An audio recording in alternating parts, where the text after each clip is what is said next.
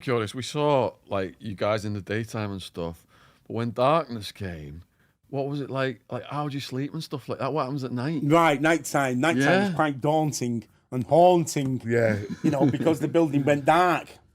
You know, and the place that we designated as our camp, we made ownership fires, and we made one in an empty cell, so it warmed it up so you can be in there when it get really cold. So you've got part of the prison secured inside that you're Yes. camped out in. Inside the prison was all barricaded up. I see, the whole prison. Yeah, barricaded Okay. up. So if they tried to come in, you know, inevitably you remove this from the barricade, it's going to tumble, make a noise. Yeah.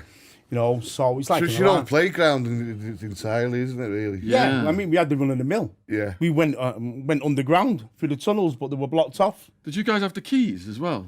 From the onset, I had the keys. Yeah. Right, from the onset, when it kicked off in the chapel, I retained a set of keys off a screw, snatching them off him. Bang. But don't get me wrong, I don't sort of like gloat about the fact that before I took the keys, I give him a dig in the head to let him know. And he cowered as soon as I digged him in the head. And his other two colleagues was trying to hide behind the door. And The amount of times they've digged people in the head, you know what I mean? Of course. You had that coming. They must have been shitting it, thinking they were going to get trapped in there and get stabbed and all kinds. Yes. Yeah. Yeah. I mean, the mere fact that, you know, like I say, Screw's got digs, one got a good hiding by the YPs, which you've seen. Yeah. You know, but probably got that because he's treating them, mistreating them. You know, bully boy tactics, I call it.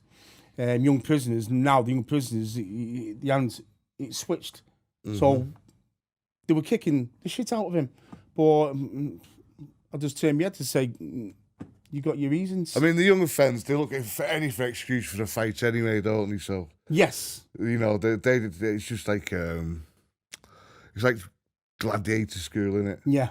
They all want to prove they're going to be someone. But how can you got to differentiate between the young'uns then back in the 1980s and the young'uns now? Different mentality. Well, then they'd fight. Now they just stab you. Yeah, but what I'm saying now, they're a bit more upfront now. Yeah.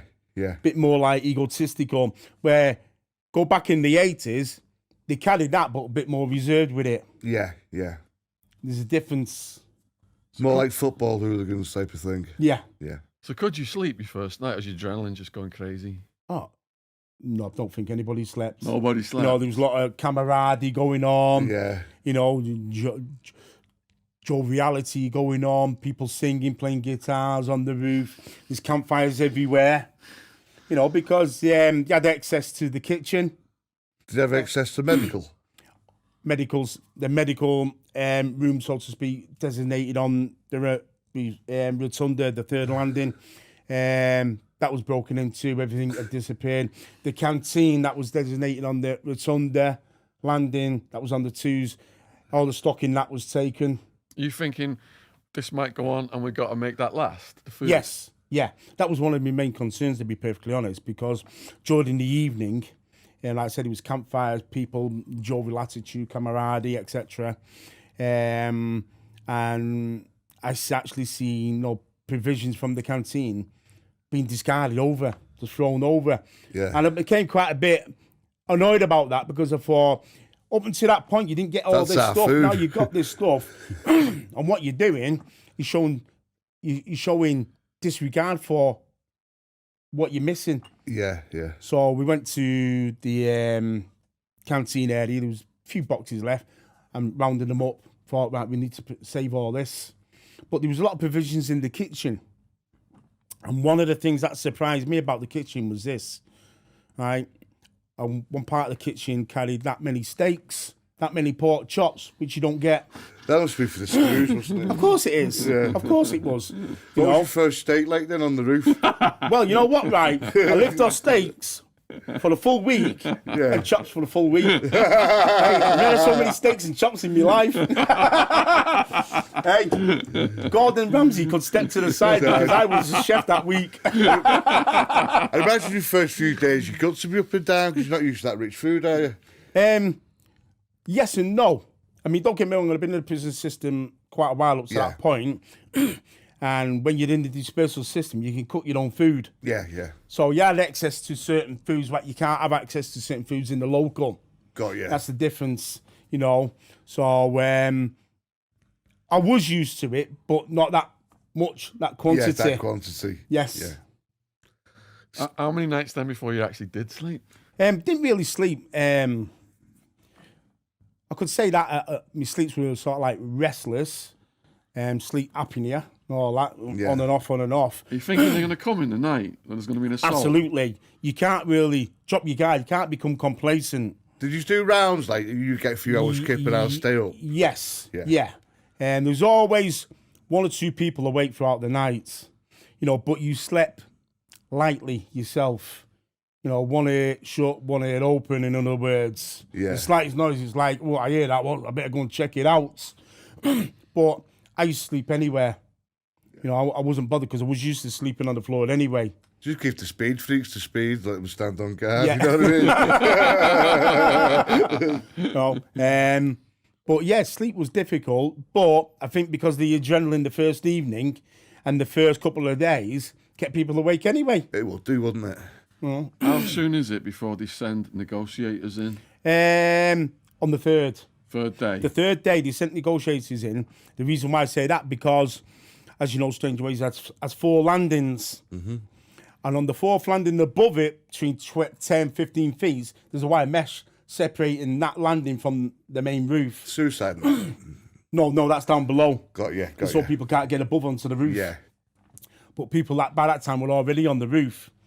So they had access to that wire netting above. It wasn't netting, it was metal. Yeah. Like reconstruction, what you put in concrete. And on that day, the third day in particular, the CNR team came in on E-wing. Each landing, bang, bang. Which was quite foolhardy by them because there they are on the landing, like cockroaches, shoulder to shoulder. You aren't going any further than point A because point B is all blocked off. So what's the point? They're all in the right shields. They've all got the right gear, got the shields. Their lads up above them are all high-rated now. Access to the scaffolding poles. They pick up the scaffolding poles and they're launching them down on top of them. Did it be better just sending 1 or 2 in to talk, wouldn't they? Well, as a result of that, because they realised that the situation was quite volatile now. Yeah. They made it that way, though. Yeah, of course. Yeah. Whoever was the tactical what they were leader, doing. whoever was the tactical leader, like, let's send him in. It's like sending him wind them into a up. house on fire. What are you doing? Yeah. And I think they began to realise that when certain warders were being injured. You know, scaffolding poles with it in the shields, shattered in the shields. They force them. You know, you're talking 18, 20 foot scaffolding poles being dropped from a height, speared down on top of you. They were going through the landing floor. Wow. You know, that's how precarious That's and dangerous scary it in is. itself, though, Of course isn't it is. You got to watch your head.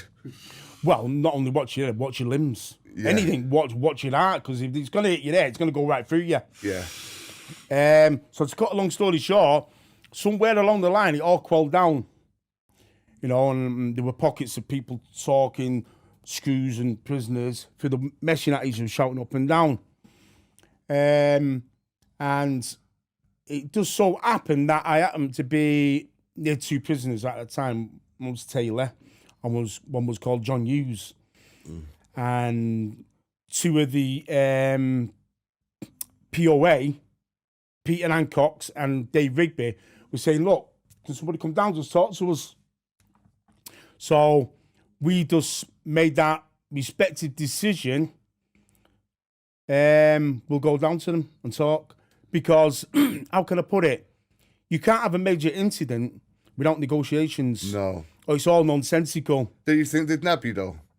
It did cost me mind the first time, to be perfectly honest. You know. Do you think I'll send someone else, see how that goes? But if you think about it logically, if they would have nabbed me, there would have been no more negotiations by any prisoner. Exactly, yeah. You know, so it's like they have to show good faith to Because you're the guy they wanted to talk to in the way, isn't it? You know what I mean? You're to a degree, yeah.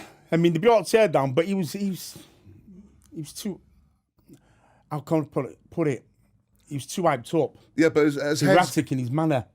You need somebody who's going to be a bit more calm. Yeah. You know, and put the proposals across in a logical and sensible and rational manner. As heads go, though, you were the sensible head.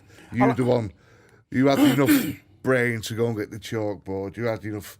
You got enough about you. Yes. Yeah. Yes. But I didn't want the incident. I didn't want people's behaviour to distract away from what the riot was about. Exactly. Yeah. Or we would have all been made a laughing stock. Yeah. This is what it's about. It's a serious incident. I understand what you're doing, but don't distract from what it's about. You know, because it's political. What would have been the point? Yeah. Then he might have not done all this. Yeah. Yes, and we went down. Was escorted by Peter Hancock's Dave Rigby and another warder called Brian Nicholson. He was a part of the CNR team, used to train him. And as I jumped down, I went, "Oh, we meet again, do we?" Because I've seen him for the visor. I met him in the past on the struggles. Got down to the bottom of the E-wing and set up a base in the hospital, the old complex hospital on the end of E-wing. And you could cut the atmosphere with a knife as they're escorting us. Yeah. And, you know, some of these other warders in the CNR were saying, "What are you doing with them scumbags? Shouldn't talk to them. Let's get in and do things." You know. So the situation was quite tense.